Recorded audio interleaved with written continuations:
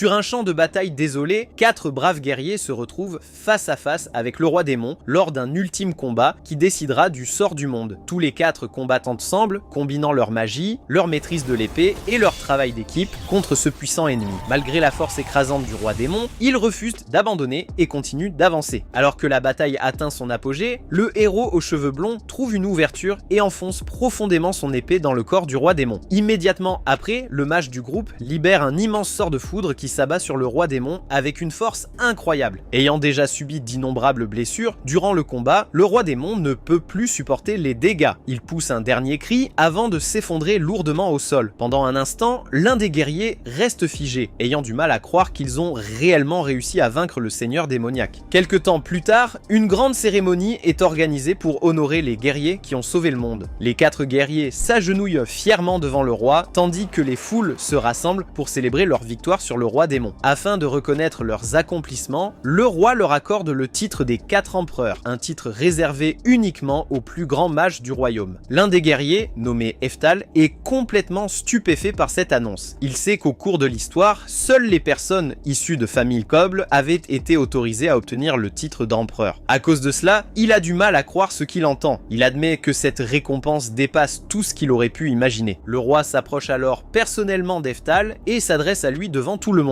Il explique que même si Eftal n'est peut-être pas le mage le plus puissant du monde, ses contributions et ses accomplissements sont indéniables. Pour cette raison, il a gagné le droit de porter le titre d'empereur. À partir de ce jour, il sera connu sous le nom de l'empereur de la foudre. En entendant ces mots, Eftal fond en larmes, la foule éclate en acclamations tandis qu'il lutte pour retenir ses émotions. Après avoir passé 40 ans à étudier et à maîtriser la magie, tous ses efforts ont enfin été reconnus. Eftal quitte la cérémonie plus fier que jamais. Pour la première fois de sa vie, il a le sentiment que tous ses sacrifices et ses efforts ont véritablement porté leurs fruits. Plusieurs années passent après ce jour et Eftal est désormais un vieil homme. Un matin, il se tient dehors et contemple les vastes champs en silence. Puis, une jeune fille nommée Merlin s'approche de lui et l'informe poliment que le petit déjeuner est prêt et l'attend à l'intérieur. Environ 1 heure plus tard, Eftal enseigne à ses élèves comment maintenir un cercle magique. Les élèves se concentrent attentivement tandis qu'ils tentent de garder leurs cercles actifs aussi longtemps que possible. Durant l'exercice, l'un des élèves perd sa concentration et fait accidentellement disparaître son cercle magique. Eftal le remarque immédiatement et dit à l'élève de ne pas abandonner. Il explique que maintenir sa concentration est l'une des compétences les plus importantes qu'un mage puisse apprendre. S'il n'est pas capable de garder un cercle magique actif en restant immobile, alors il ne pourra jamais en maintenir un tout en récitant des sorts pendant une bataille. Encouragé par les paroles d'Eftal, le garçon recommence rapidement à essayer. Après un certain temps, Eftal met finalement fin à l'exercice. Les élèves dissipent leur cercle magique et se préparent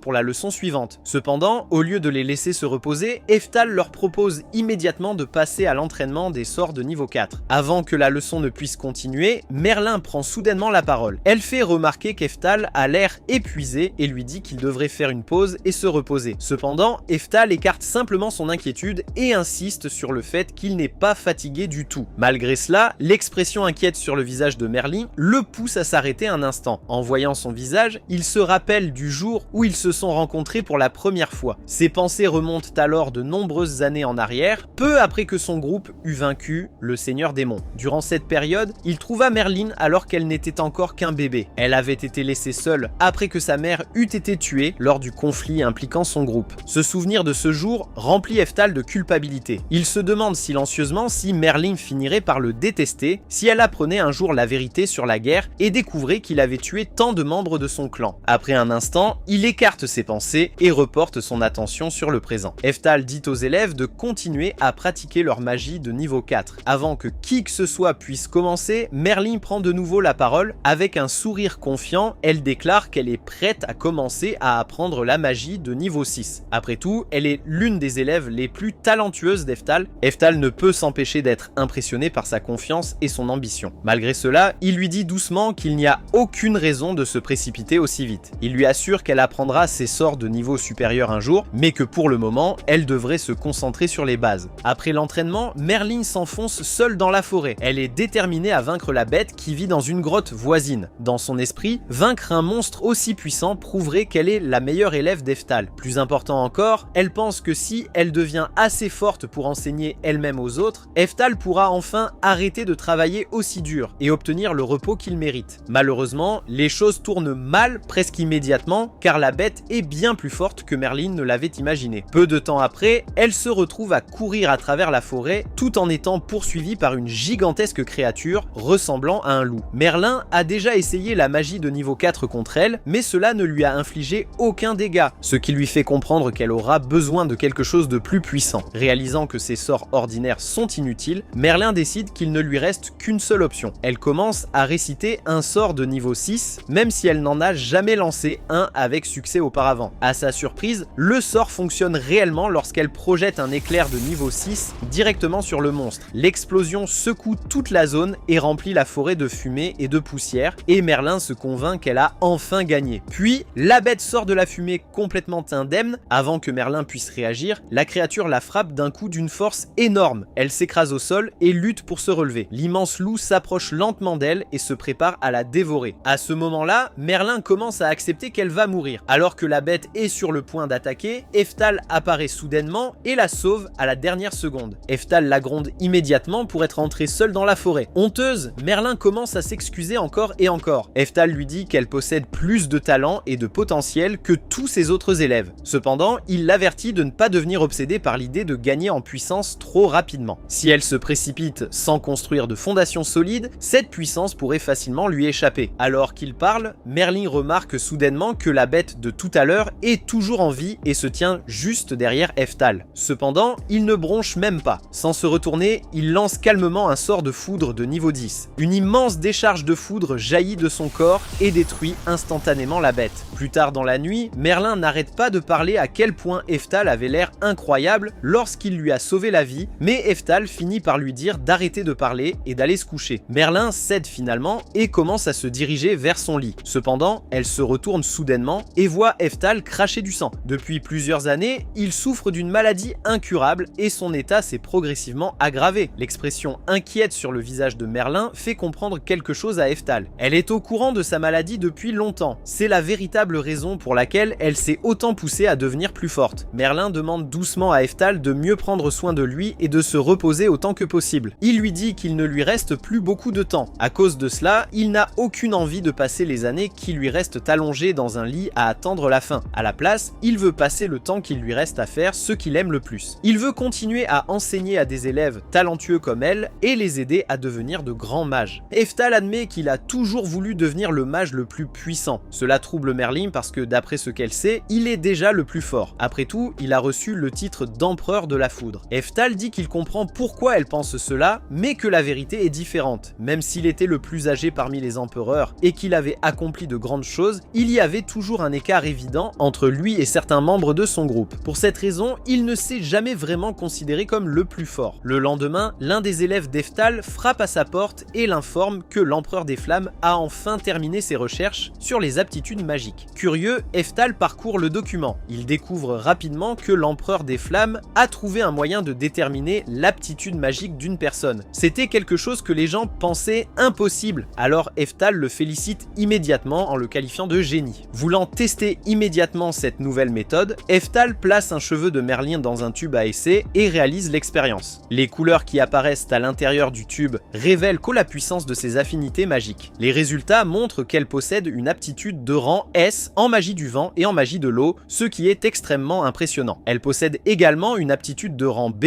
pour la magie du feu et une aptitude de rang C pour la magie de la terre. Puisqu'Eftal élève Merlin depuis qu'elle est bébé, il peut dire que les résultats du test sont exacts. Avant cette découverte, les élèves devaient passer des années à étudier les sorts de base de chaque élément magique. Ce n'est qu'après suffisamment d'entraînement que les professeurs pouvaient avoir une idée approximative des talents naturels d'une personne. Avec ce nouveau test, cependant, ils peuvent déterminer l'aptitude de quelqu'un dès sa naissance. Cela rendra l'entraînement bien plus efficace et aidera les personnes talentueuses à devenir plus fortes beaucoup plus rapidement. Eftal demande ensuite à passer le test lui-même. Merlin dit immédiatement que ce n'est pas nécessaire car ses résultats seraient évidemment au maximum. Cependant, Eftal insiste. Il explique que même s'il ne pouvait jamais atteindre le niveau de magie le plus élevé, il veut au moins savoir s'il avait un jour eu le talent nécessaire pour y parvenir. Le test est effectué, mais le résultat revient complètement incolore. L'un des élèves vérifie les instructions et explique qu'un résultat incolore signifie que la personne ne possède possède absolument aucune aptitude magique. Il ajoute rapidement qu'il doit y avoir une erreur, car Eftal est l'un des mages les plus puissants encore en vie. Pendant un instant, Eftal perd son sang-froid. Il demande que le test soit réalisé une nouvelle fois. Les élèves le répètent plusieurs fois, mais le résultat ne change jamais. Chaque test revient incolore. Alors qu'il fixe les résultats, Eftal commence lentement à comprendre quelque chose. Il se souvient que l'apprentissage de la magie lui prenait toujours plus de temps qu'aux autres. Il se souvient que les autres empereurs le dépassaient constamment malgré tous ses efforts. Pour la première fois, il réalise la vérité. La raison pour laquelle il était toujours laissé derrière était qu'il ne possédait absolument aucune aptitude magique. Cette révélation le brise complètement. Il commence à tousser violemment et Merlin accourt pour s'assurer qu'il va bien. Plus tard, elle frappe à sa porte et dit qu'elle veut lui apporter de l'eau, mais Eftal lui dit simplement de rester dehors. Allongé seul dans son lit, il réfléchit à sa vie. Il se souvient du rêve qu'il a porté pendant des décennies, atteindre le niveau de magie le plus élevé. Désormais, ce rêve est complètement détruit. Peu importe à quel point il a travaillé dur, il n'a jamais eu le talent nécessaire pour atteindre cet objectif. La frustration devient insupportable. Il pense à quel point il se sent pathétique et à la manière dont tous ses efforts n'ont mené nulle part. Soudain, il est victime d'une crise cardiaque. À cet instant, l'une de ses compétences appelée seconde réincarnation s'active. Son jeune lui apparaît dans un étrange espace vide et se retrouve face à une entité divine. En regardant autour de lui, il remarque que plus de 50 ans se sont écoulés et admet qu'il avait complètement oublié la seconde réincarnation. Il s'adresse à l'entité et lui rappelle que c'est ici qu'ils se sont rencontrés pour la première fois après sa mort dans un autre monde il y a longtemps. La déesse lui dit que le moment de sa seconde réincarnation est enfin arrivé. Avant de l'envoyer ailleurs, elle lui rappelle qu'il peut choisir 2 compétences bonus. Elle lui recommande une compétence appelée croissance double, qui lui permettrait de progresser 2 fois plus vite. Cependant, Eftal refuse l'offre. Il dit que les connaissances magiques qu'il possède déjà sont suffisantes. S'il reçoit assez de temps pour travailler dur et s'améliorer, alors il n'a besoin d'aucun avantage spécial. La déesse est impressionnée par sa réponse. Elle sourit, lui souhaite bonne chance et l'envoie dans un nouveau monde. Un instant plus tard, Eftal se réveille dans le corps d'un jeune garçon. Il se redresse soudainement tandis que les souvenirs commencent à affluer dans son esprit. Encore confus, il descend les escaliers et est immédiatement accueilli par sa mère qui le serre chaleureusement dans ses bras et lui dit que le petit déjeuner est prêt. Alors qu'il mange avec elle, ses souvenirs continuent de revenir jusqu'à ce que tout devienne enfin clair. Il réalise que c'est désormais sa 3e vie. Déterminé à ne pas gaspiller cette opportunité, Eftal se fait une promesse. Cette fois, il maîtrisera la magie quoi qu'il arrive. Malheureusement, il découvre bientôt qu'il ne possède toujours aucune aptitude magique dans cette nouvelle vie. Cette nouvelle détruit ses espoirs et il commence à croire qu'il sera une nouvelle fois limité à la magie de niveau 10, tout comme auparavant. Un jour, alors qu'il est allongé dans un champ en réfléchissant à son avenir, il entend soudainement une forte agitation. En levant les yeux, il voit un dragon enragé voler dans le ciel, tandis qu'un groupe de chevaliers le poursuit désespérément. Sans réfléchir, Eftal commence à courir après eux. Cependant, il s'arrête rapidement et se rappelle qu'il n'a que 4 ans. Il n'y a rien qu'il puisse réellement faire avec son corps actuel. Alors qu'il regarde le dragon s'éloigner, il commence à penser au sort de niveau 10 qu'il avait créé durant sa vie précédente. Presque instinctivement, il joint ses doigts et à son grand choc, le sort s'active instantanément. Une puissante décharge traverse le ciel et frappe le dragon directement, faisant tomber cette créature gigantesque en une seule attaque. Eftal regarde ce qui vient de se produire avec incrédulité, mais la vérité le frappe finalement. Même s'il s'est réincarné dans un nouveau monde, il possède toujours les mêmes capacités et la même puissance qu'il avait à son apogée dans sa vie précédente. Au fil du temps, Eftal passe la plupart de ses journées à étudier et à faire des recherches sur tout ce qu'il peut trouver. Au cours de ses recherches, il découvre que le monde dans lequel il vit est en réalité exactement le même que celui de sa vie précédente. La seule différence est que plus de 400 ans se sont écoulés depuis cette époque. Le lendemain matin, le grand frère d'Eftal, Phrasier, arrive à la maison. Il apporte de l'argent pour aider à payer les dépenses quotidiennes de la famille et les provisions du foyer. Après cela, Phrasier remarque Eftal assis calmement, un livre de magie difficile entre les mains. Il est étonné qu'un enfant aussi jeune puisse lire et comprendre un ouvrage aussi avancé. Eftal répond simplement qu'il aime lire ce genre de livres parce qu'il les trouve incroyablement intéressants. En entendant cela, Phrasier sourit. Il promet que lors de sa prochaine visite, il apportera encore plus de livres à Eftal en cadeau. Phrasier est sincèrement impressionné par l'amour qu'Eftal porte à l'apprentissage. Il dit que si leur père pouvait voir cela, il serait sûrement fier. En entendant ces paroles, Eftal devient curieux. Il demande quand il aura enfin la chance de rencontrer son père. Malheureusement, Phrasier explique que leur père est est extrêmement occupé et qu'il a rarement du temps libre. En fait, depuis qu'Eftal est né dans ce monde, il n'a jamais rencontré son père une seule fois. Son père est le duc Orkoth, l'une des personnes les plus importantes du royaume d'Azul et une figure très respectée dans le domaine de la magie. Sans que personne ne le sache, le duc Orkoth est également un descendant direct d'Eftal lui-même, de sa vie précédente, lorsqu'il était connu sous le nom d'Empereur de la Foudre. Pour cette raison, Eftal a toujours été curieux de savoir quel genre de personne était son descendant. Malheureusement, la mère d'Eftal est née sans aucune aptitude magique. À cause de cela, l'épouse principale du duc Orkoth, ainsi que ses autres maîtresses, l'a méprisé depuis le début. Elles ont même fini par considérer Eftal comme une erreur, car lui aussi était né sans aucune affinité magique. Tous les deux ont été si maltraités qu'ils ont finalement été bannis et forcés de vivre dans une région isolée, loin du reste de la famille. Par conséquent, le duc Orkoth et ses autres épouses ne reconnaissent même pas Eftal comme faisant partie de la famille. C'est la véritable raison pour laquelle il n'a jamais été autorisé à rencontrer son propre père. Phrasier, quant à lui, est le deuxième fils né de l'épouse principale du duc Orkoth. Après avoir appris les mauvais traitements qu'Eftal et sa mère avaient subis, il a eu pitié d'eux et a décidé de les aider à chaque fois qu'il le pouvait. Malgré tout ce qui se passe autour de lui, Eftal ne se préoccupe honnêtement pas beaucoup des problèmes de sa famille. Tant qu'il a l'occasion d'étudier de nouveau la magie, cela lui suffit. Quelque temps plus tard, la famille s'assoit ensemble pour prendre le thé. Au cours de leur conversation, Fraisier demande à Eftal ce qu'il souhaite faire plus tard, après avoir passé autant de temps à étudier. Sans la moindre hésitation, Eftal répond avec enthousiasme que, dès qu'il sera assez âgé, il prévoit de s'inscrire à l'académie de magie et de se consacrer à l'étude de la magie. Cependant, avant qu'il puisse terminer sa phrase, sa mère lui couvre rapidement la bouche. Elle rappelle à Fraisier qu'Eftal est né comme elle et qu'il ne possède absolument aucune aptitude magique. Pour cette raison, elle pense qu'il finira probablement par étudier l'art de l'épée ou peut-être par intégrer une école militaire en grandissant. Fraisier s'enthousiasme en entendant cette suggestion. Il rappelle à la mère d'Eftal qu'il a lui-même terminé premier de sa promotion à l'école militaire et il pense donc que cette voie pourrait encore offrir un brillant avenir à Eftal. Fraisier avoue qu'il avait initialement choisi l'école militaire parce qu'il voulait se rebeller contre le fait d'avoir grandi dans une famille célèbre pour la magie. Cependant, en y repensant maintenant, il croit avoir finalement fait le bon choix. Comme il a beaucoup de temps libre ce jour-là, Fraisier décide d'enseigner à Eftal les bases de l'art de l'épée. Tous les deux passent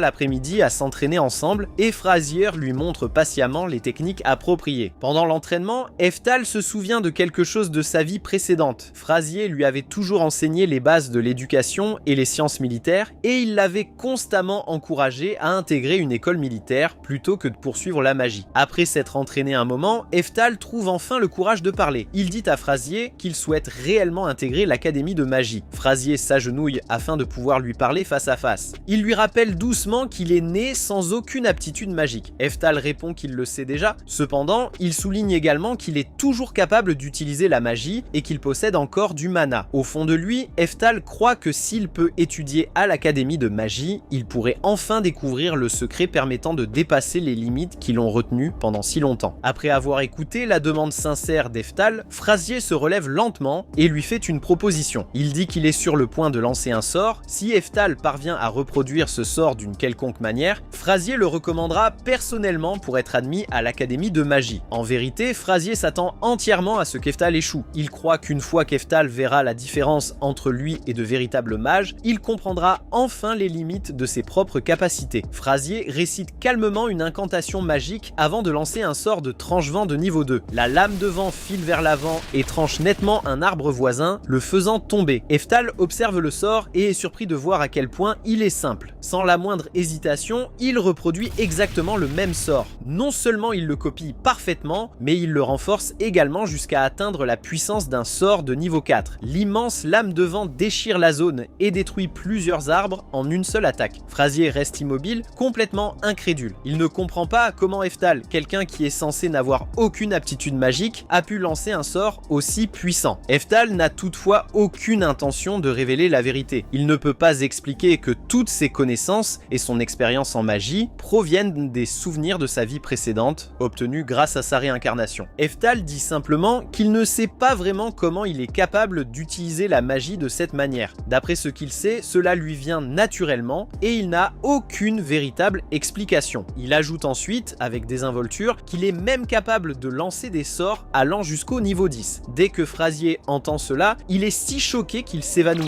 immédiatement. Jusqu'à présent, Eftal n'avait jamais montré sa magie à qui que ce soit. Cependant, après avoir vu la réaction de Fraisier, il comprend que quelque chose doit être très différent dans l'ère actuelle de la magie. Ses pensées retournent au jour où il a vaincu le dragon avec un seul sort de foudre. Les chevaliers qui avaient assisté à la scène n'arrivaient même pas à croire ce qu'ils avaient vu. Au lieu de penser qu'il s'agissait simplement d'une magie puissante, ils avaient à supposer que cela devait être un miracle envoyé par Dieu. Alors que Fraisier est toujours inconscient dans son lit, Eftal passe les heures suivantes à réfléchir à tout ce qu'il a appris concernant les 400 dernières années. Après avoir rassemblé toutes les informations, il arrive à une conclusion évidente. Le niveau global de la magie a fortement décliné depuis sa vie précédente. Il réalise également que lancer des sorts sans réciter d'incantation est devenu extrêmement rare à cette époque. Cela explique pourquoi Fraisier a été si choqué en le voyant utiliser la magie avec autant de facilité. À partir de ce moment-là, Eftal décide que cacher ses véritables capacités est le choix le plus sûr. Finalement, Fraisier se réveille brusquement. Même après avoir ouvert les yeux, il reste bouleversé par la facilité avec laquelle Eftal a réussi à lancer ce sort. Afin d'éviter tout problème, Eftal lui dit calmement de se détendre. Il insiste sur le fait que tout ce dont Fraisier se souvient n'était rien de plus qu'un étrange rêve. À la surprise d'Eftal, Fraisier croit réellement à cette histoire. Grâce à cela, Eftal peut continuer à s'entraîner en secret sans éveiller les soupçons de qui que ce soit. Pour garder Fraisier heureux, Eftal fait également semblant d'avoir accepté l'idée d'intégrer une école militaire au lieu de l'académie de magie. Dans le cadre de son entraînement, Fraisier continue de lui enseigner l'art de l'épée. Pendant leur séance, Eftal est battu encore et encore. Cependant, chaque défaite ne fait que le motiver à travailler encore plus dur. Au lieu de se décourager, il utilise chaque défaite comme une raison supplémentaire de devenir plus fort. Lorsqu'il atteint l'âge de 10 ans, les compétences d'Eftal à l'épée se sont considérablement améliorées. Il tranche facilement un énorme tronc avec un seul coup, montrant à quel point il est devenu plus puissant. Alors que ses compétences continuent de progresser, Eftal commence à penser que devenir le plus puissant épéiste magicien du monde ne serait finalement pas un mauvais objectif. À ce stade, Fraisier lui enseigne l'art de l'épée 3 fois par semaine. Ce jour-là, cependant, Fraisier décide qu'il est enfin temps d'offrir à Eftal une leçon spéciale. Fraisier présente Eftal à un homme immense et très musclé nommé Moria, ancien commandant des chevaliers du royaume d'Azul. Sans perdre de temps, Moria défie immédiatement Eftal en duel. Il lui dit de ne pas se retenir et de l'attaquer avec toute sa force. Alors que Moria marche calmement vers le centre du terrain d'entraînement, Eftal a du mal à faire le premier mouvement. L'aura écrasante de Moria est si intimidante qu'elle le laisse figé pendant un instant. En voyant Eftal hésiter, Moria suppose qu'il n'est rien de plus qu'un enfant faible. Il fonce droit vers lui, espérant terminer le combat en une seule attaque. Au tout dernier moment, Eftal esquive. En utilisant une magie de renforcement physique pour fortifier son corps, il contre rapidement avec plusieurs frappes nettes, parvenant à surprendre Moria. Alors que le duel se poursuit, Moria réalise qu'Eftal est bien plus talentueux qu'il ne l'avait imaginé. Il comprend immédiatement pourquoi Fraisier avait une si haute opinion de lui. Fraisier est d'accord et explique que, même si Eftal ne possède aucune aptitude magique, il contrôle avec une fluidité incroyable le mana qui circule dans son corps. Le combat continue, mais peu à peu, Moria commence à repousser Eftal sur la défensive. Réalisant qu'il est dominé, Eftal décide d'utiliser une technique qu'il a apprise au cours de l'une de ses vies précédentes. Il surprend Moria, le projette par-dessus son épaule et l'écrase directement contre le sol. Grâce à cela, Eftal remporte le duel. Moria accepte sa défaite sans se plaindre, il rit, tapote la tête d'Eftal et lui annonce qu'il a réussi l'épreuve. Fraisier s'approche alors et révèle la vérité. Il explique que Moria est en réalité le directeur de l'Académie des sciences militaires d'Azul. Puisque Moria a été impressionné par la performance d'Eftal, celui-ci a officiellement réussi l'examen d'entrée et dispose désormais d'une place garantie à l'Académie. Eftal est complètement pris au dépourvu. Tout s'est passé si vite qu'il commence à se demander comment les choses ont pu en arriver là. Quelques années plus tard, une violente tempête de pluie éclate. Alors que tout le monde reste à l'intérieur pour éviter la pluie, il remarque Eftal dehors et suppose simplement qu'il poursuit son entraînement à l'épée. En réalité, Eftal est allé profondément dans la forêt pour pratiquer secrètement sa magie de niveau 10. Il libère un immense sort de foudre qui s'écrase au sol avec une force incroyable. L'explosion est si puissante que Fraisier la prend pour un éclair naturel et se précipite immédiatement dans la forêt pour s'assurer qu'Eftal est sain et sauf. Après avoir confirmé qu'il ne lui est rien arrivé, Fraisier rappelle à Eftal qu'il a maintenant 14 ans. Cela signifie que lorsqu'il aura 15 ans, il commencera officiellement à fréquenter l'Académie des sciences militaires. Le problème est qu'Eftal n'a aucune envie d'y aller. Il sait que la vie à l'Académie ne fera que devenir plus difficile, car il n'a toujours aucune aptitude magique. À la place, il prévoit de quitter la maison